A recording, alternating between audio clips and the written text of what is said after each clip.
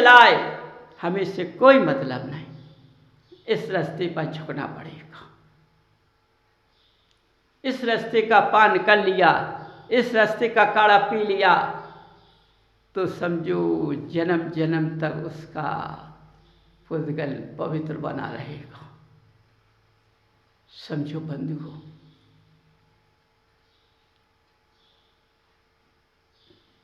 समझो अपने अंदर से काढ़ा कड़वा होता है, पीने बड़ा मुँह कितना बनता है, पीते नहीं बनता है। ये उससे ज़्यादा कड़ा है, लेकिन सरल भी है, उससे सरल है।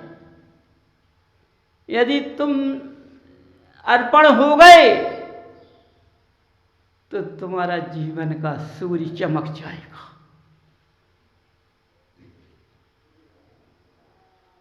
ये तो जीवन आज कर रास्ता नाप रहे हो, रास्ता नापने में कभी धर्म नहीं होता है। समझो, विचारधाराओं में कभी धर्म नहीं होता है। धर्म दिखाई नहीं देता है कितना बड़ा है, इसका कोई थर्मामीटर नहीं होता है। हर चीज का थर्मामीटर मिल जाएगा, धर्म का कोई थर्मामीटर नहीं होता है। समझो, जिन मनुष्यों ने इस तरह से जिनालय को पाकर के अपने भावों को संभाल लिया, अपने भावों को बदल दिया, तो स्वयं उसका जीवन बदल गया। समझो, इस समोषण इसलिए नहीं खुला है कि तुम रास्ता नापते रहो। मनुष्य आते हैं, आराम नहीं मिलता। तुमने अपनी भक्ति सिद्धासी नहीं की है,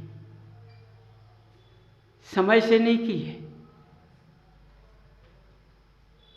तुमने भक्ति का कोई असर नहीं दिया है, उस भक्ति पर कोई तुमने श्रद्धा नहीं रखी है, इसलिए तुम्हारी आपत्ति दूर नहीं हो पाई। इस समय का नाप कर रहे हो तो बंधुओं सुन लीजिए, यहाँ समय का कोई नाप नहीं है। नाप तुमको करना है, नाप मुझको नहीं करना है। यहाँ तो वही है कि अंधकार गया, सूर्य निकला। समझो, सूर्य जब निकलता है तो चित्रमण दिखाई दे जाता है, और अंधकार जब होता है तो चित्रमण साफ नहीं दिखाई देता है। समझिए, रूप दिखाई नहीं देता है, छाया दिखाई देती है। अंधकार में छाया कैसा दिखाई देता है? कोई मनुष्य चला रहा है, लेकिन अंधकार जब समाप्त होता, सूर्य निकलता है, तो प्रकट हो जाता है कि ये रूप है। इसी तरह से इस जिनाला में आकर अपने नेत्रों की रोशनी को खोलिए, इस अंधकार को दूर कीजिए। इस जिनाला में दिगंबर रूपी रूप बैठा हुआ है, अर्पण हो जाइए। तुरंत सूर्य की किरण तुम्हारे अंदर ज्वाला में फेंक जाएगी। अंदर कितना गंदा साफ हो गया, भावना बदलने से तुरंत प्रवेश जब हो जाते हैं, इसके बाद सब कुछ छूट जाते हैं। क्षण में छूटना है। मनुष्य कहता है कोशिश करूंगा। कोशिश किसका काम है? कोशिश करना किसका काम है? हो सकता है तुम अपनी क्रिया पर नहीं हो इस तरह, इसलिए कोशिश करना। कोशिश होती क्या है? मैं कोशिश जानता नहीं हूं। कोशिश कहलाता क्या है? पलक को झपटा, भावना बदल गई। समझिए, समझो, वो तीर्थंकर पद को ग्रहण किया, और इतनी तुमको पलटने में तुम्हारी सारी बाधाएं दूर हो जाना है। समझो, ध्यान से सुनना, इतने में ही आपत्तियां तुम्हारी दूर होना है। इन्होंने संसार सागर से वैराग ले लिया, लेकिन तुम्हारी गृहस्थ क्रिया के हिसाब से तुम्हारी आपत्तियों का पिंजरा खाली हो जाएगा। तुम्हारी भावना पवित्र हो जाएगी, कुछ छोड़ने को नहीं बचेगा। एक साथ साथ हर चीज छूटने लगेगी, हमेशा नहीं। पवित्रता का भोजन अपने आप आ जाएगा। समझो, सबके भाव बदल जाएंगे, गृहस्थ के अंदर अच्छे भाव आ जाएंगे पल में। लेकिन करना तुमको है, क्योंकि भार तो तुम्हारे ऊपर है। क्योंकि तुम्हें वजन का मालूम नहीं पड़ेगा। सिर पर रखने पर कोई वजन उठाते हैं और सिर पर रखते हैं, पीठ पर रखते हैं, तो उसका वजन मालूम पड़ जाता है, इसका इतना वजन है, तो महसूस होता है। वो वजन तुमको महसूस करना पड़ेगा। समझिए, इसलिए बंधुओं, आप आज के अंदर से, अपने अंदर अभी से रास्ता नापने का समय खत्म कर दीजिए। समझो, क्या फायदा है रास्ता नापने से? कोई लाभ नहीं होता है। इसलिए बंधुओं, अपने को देखो, वैराग को देखो। गृहस्थ के बाद वैराग आता है, इसको देखो। इसके अंदर प्यार ही प्यार भरा रहता है, इतना प्यार भरा रहता है वैराग के अंदर। इतनी मधुर वाणी होती है, इतनी अमृत वाणी होती है। तो जब बोली निकलती है तो झड़ते हैं फूल। समझो, मनुष्य कहता है कितनी अच्छी बाड़ी निकल रही, कितने अच्छे फूल खिल रहे, क्योंकि प्यार का रस खिल रहा है। प्यार कभी किसी को बिगाड़ता नहीं है। इसलिए हर मनुष्य को प्यार को साथ लेकर आना है।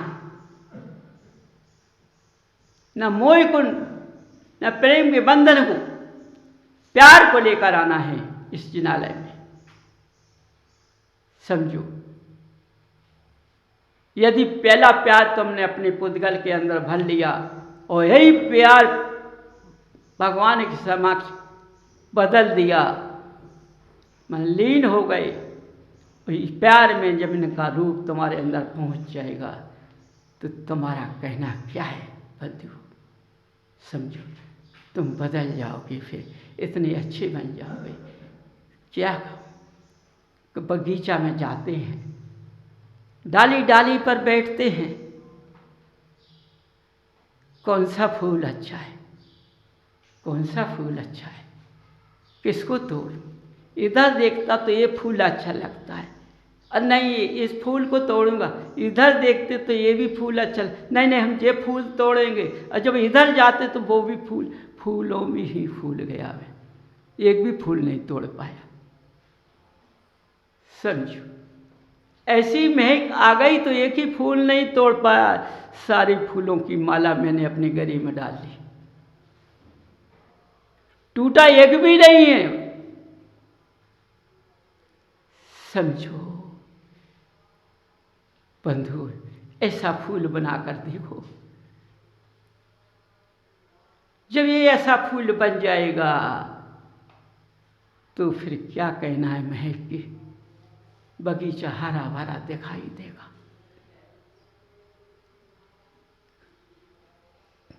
खाली नहीं देखेगा, उजड़ नहीं देखेगा। समझो, ऐसे फूल बन जाओ कि डाली डाली के फूल महक जाएं, बगिया हरी भरी हो जाए, गृहस्थ की बगिया हरी भरी हो जाए। हल्का फूल देखूं, बड़ा फूल देखूं, जौन फूल देखो वो अच्छा लगता है। पीला देखूं कि केसरिया देखूं कि लाल देखूं कि गुलाबी देखूं, जौन फूल देखो वही अच्छा लगता है। समझो बंधुओं, बगिया के फूल बन जाओ, एक भी फूल न टूट पाएगा।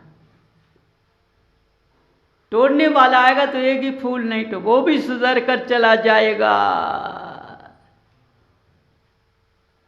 आया तोड़ने था लेकिन सुधर कर चला गया।